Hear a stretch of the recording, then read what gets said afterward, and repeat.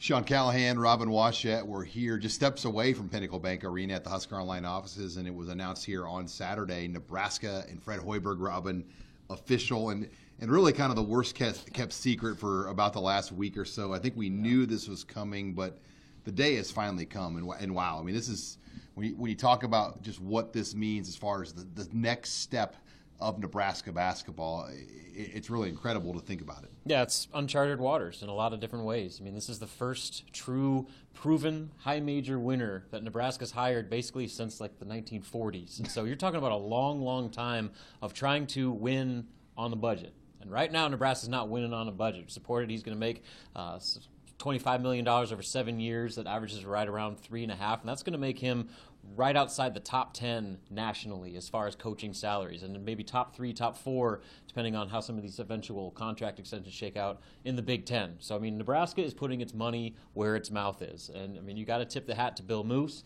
and the whole Nebraska athletic department for putting in a full-on commitment to get a guy like Fred Hoiberg, who single-handedly gives Nebraska the clout and the prestige nationally on the college basketball scene to be taken as a true contender.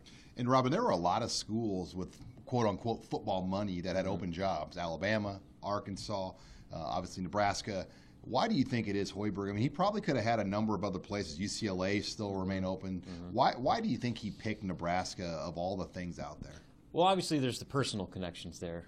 You know, he was born in Lincoln, grew up in Ames, born in Lincoln. His parents are from here. His grandpa was the coach at the University of Nebraska. I mean, it's all been well documented. He was offered a football scholarship by Tom Osborne. Yeah, Tom Osborne wanted him as a quarterback, even though I think he said that he thought that T.O. would probably turn him into a tight end at 250 pounds. Well, they took Brooke Berry instead. Yeah, so he understood the situation and decided maybe he should stick to basketball. But, yeah, I mean, obviously there's a lot of draws just on a personal level with him, which I think did play a major factor. But when you look at the basketball opportunity here, Nebraska's got it all on the table, as Bill Moos likes to say. They have the arena. They have the practice facilities. They have the fan support, which might be as big of a factor as anything. And they have the opportunity for him to build this program the way that he built Iowa State, and that's through the transfer market. Obviously, Nebraska's already had quite a track record of turning guys on the second time around, like Tran Petaway and James Palmer, and go down the list. And that's what works so well for him at Iowa State. You know, that's kind of one of the knocks that he didn't really like recruiting. I mean, he said that it was just kind of the last thing that he wanted to do.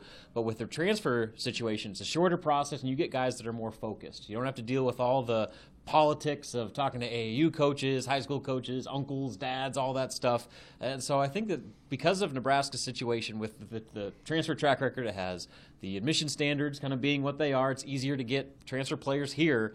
And then especially graduate transfers. Exactly. And so, you know, there's just so many reasons why what he did at Iowa State would work here at Nebraska. And so while Nebraska doesn't have necessarily the same fertile recruiting ground or the tradition and just the history as a program, everything else is right there to win and win quickly. And then lastly, Bill Moos.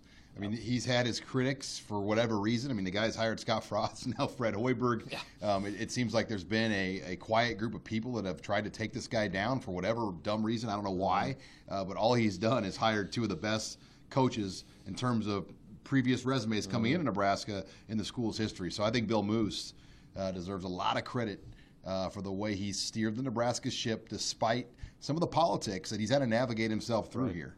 Yeah, and so, I mean, I guess I'll admit it, when the way he handled the Tim Miles thing, I wasn't a big fan of because, you know, he kind of just left that whole situation seemingly twisting in the wind. He stuck to his word, though. But he stuck to his word, and it is clear, now that it's all said and done, Bill Moos had a plan all along, and he was sticking to that plan, and he never wavered from that plan. And now you see the results are what they are. It is extremely difficult and darn near impossible to criticize the way that he handled that whole situation. So yeah, it was inconvenient and probably, you know, a little frustrating for the previous staff and people that were, you know, close to that staff. But in the grand scheme of things, you have to do what's best for your university, your athletic department, and your state. And right now, Bill Moos is 2 for 2 in doing exactly that. And a reminder, go on HuskerOnline.com. We've got a special basketball promo right now. Buy 1 month, get 4 months free, so 5 months for the price of one with promo code NebraskaBall. Make sure you're on HuskerOnline.com as Robin Washett will continue to have up-to-date coverage on Nebraska's latest basketball hire.